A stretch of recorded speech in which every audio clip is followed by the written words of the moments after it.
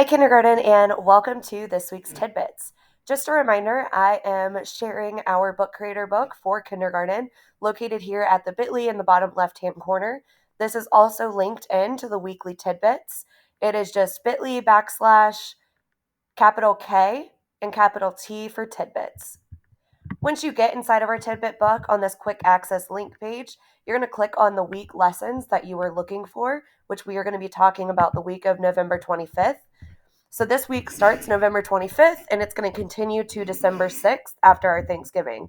So focusing on modules, we will be close to or around finishing up Unit 1 with Lesson 13 and having that celebration and allowing students to share out with visitors.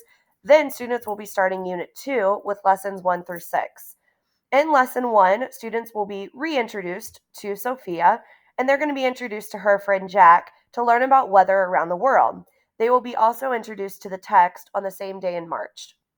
In Lessons 2, 3, and 4, students will travel in different parts of the world discussing different weather patterns that are happening in these specific locations. In Lesson 5, students are going to revisit all of the different areas that they've discussed, and then they're going to help Jack really prepare and think what he should pack for his trip based on those different weather patterns and their new knowledge that they've learned. In Lesson 6, students will be relaunching those weather journals and then also starting their first close read aloud of Come On Rain, focusing on those characters, setting, and the different parts of the story. So moving into skills block, we will be closing out cycle 7 and module 2 with lessons 38 to 40, then moving into cycle 8.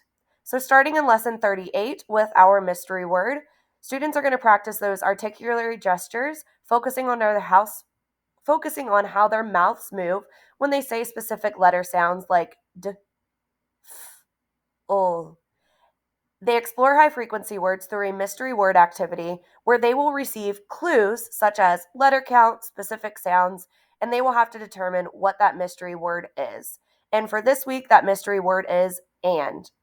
For lesson 39 and Fill the Beats, students will practice their letter sound chants, reviewing all of their previously learned letters, which up to this point, they have learned quite a few. So hopefully they are getting a lot of practice with that, working on some letter naming fluency.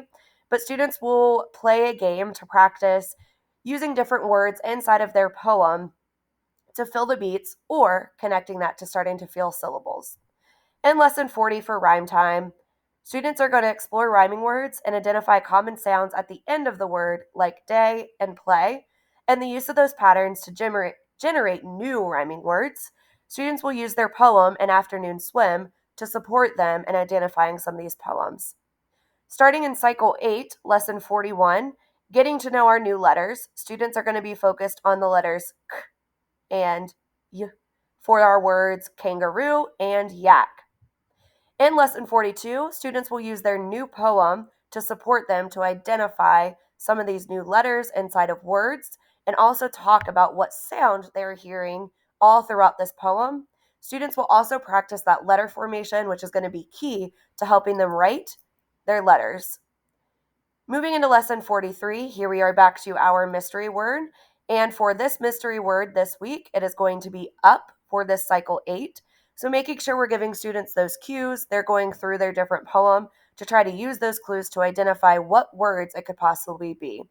Just a reminder, this is their high frequency word work. So continue to think about bringing in those previous high frequency words that they've been introduced to give them that practice with previously learned letters and words. Then lastly, closing out this week, it's going to be lesson 44, Fill the Beats. So students will, again, continue doing that letter chant. Students will also use that poem, Can a Yak Jump to feel the beats and work on identifying some different syllables. And just a reminder, please send in any pictures or videos of great things that are happening in your classroom. I would love to give you a shout out in our next week tidbits and feature you possibly too in our PLC deep dive unpacking. Thank you, and we will see you next week.